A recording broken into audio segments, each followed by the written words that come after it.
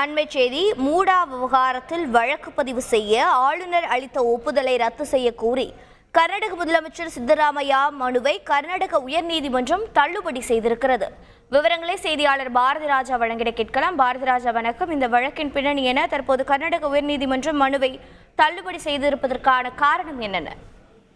கண்டிப்பாக முதல்ல இந்த வழக்கின் பின்னணி என்ன என்பதை பார்க்க வேண்டும். இந்த வழக்கை பொறுத்தமட்டில் மைசூரு நகர மேம்பாட்டுக் கழகம், அதாவது மூடா என்று அழைக்கப்படும் மைசூரு நகர மேம்பாட்டுக் கழகத்தில் முதல்வர் சித்தராமையா தனது மனைவிக்கு சட்டவிரோதமாக நிலத்தை ஒதுக்கியதாக ஒரு குற்றச்சாட்டு எழுந்தது. இது தொடர்பாக தனிநபர் புகார்களை அனுமதிக்க வேண்டும் என கர்நாடகாவைச் சேர்ந்த சமூக ஆர்வலர்கள் பிரதீப் குமார், TJ ஆப்ரஹாம், ஸ்னேகமயி கிருஷ்ணா ஆகிய 3 பேரும் ஆளுநரிடம் அனுமதி கேட்டிருந்தார்கள். அந்த அனுமதிக்கு ஆளுநர் ஒப்புதல் வழங்கி இருந்தார்.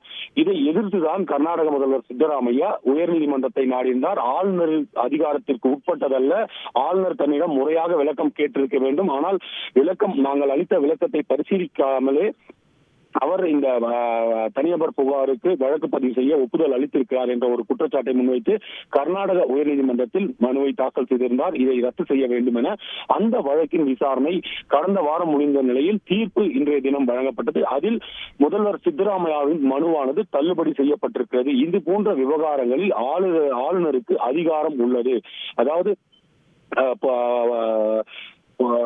அரசாங்க பொதுப்பணியில் இருக்கும் ஒருவருக்கு எதிராக எழும் குற்றச்சாட்டுகளை ஆளுநர் தனது அதிகாரத்திற்கு உட்பட்டு தனிநபர் புகாரின் கீழ் வழக்கு பதிவு செய்து விசாரணை நடத்த அனுமதி அளிக்கலாம் என்ற ஒரு விஷயத்தை நீதிமன்றம் தெளிவுபடுத்தியிருக்கிறது. இதனால் கர்நாடக முதல்வர் சித்தராமையாவிற்கு கடுமையான சிக்கல் ஏற்பட்டிருக்கிறது. ஏனென்றால் அவர் முதல்வர் பதவியை ராஜினாமா செய்யக்கூட வாய்ப்பு இருக்கிறது. என்றால் கடந்த காலங்களில் பார்த்தபோது இதே போன்ற ஒரு நில முறைகேடு குற்றச்சாட்டு முன்னாள் முதல்வர் எடியூரப்பாவிற்கு எதிராகவும் எழுந்தது. அப்போது தனது முதல்வர் பதவியை அவர் இழந்தார். அது மட்டுமல்ல, அந்த வழக்கில் அவர் கைதானார் என்பது கூட நிதர்சனமான உண்மை கர்நாடகாவில் நடந்திருப்பது.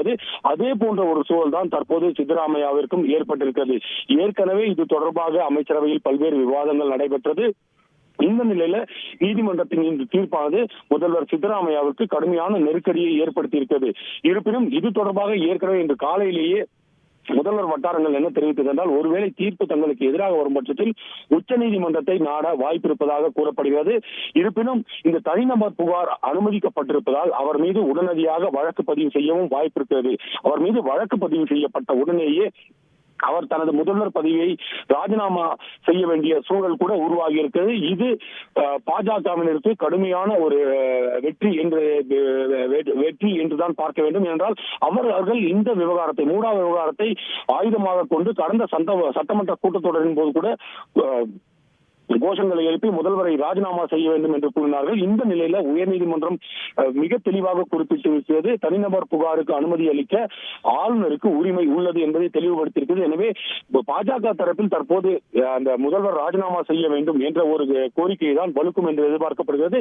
தற்போது இந்த உயர்நீதிமன்றம் அவர் முதல்வரின் மனுவை தள்ளுபடி செய்திருக்கும் நிலையில் அடுத்த கட்டமாக அவர் என்ன முடிவெடுக்க போகிறார் என்பதுதான் கர்நாடக அரசியலில் ஒரு பரபரப்பான சூழலாக இருக்கும். விவரங்களை வழங்கியதற்கு நன்றி பாரதி ராஜா. செய்திகளை உடனுக்குடன் தெரிந்து கொள்ள உடனே சப்ஸ்கிரைப் பண்ணுங்க.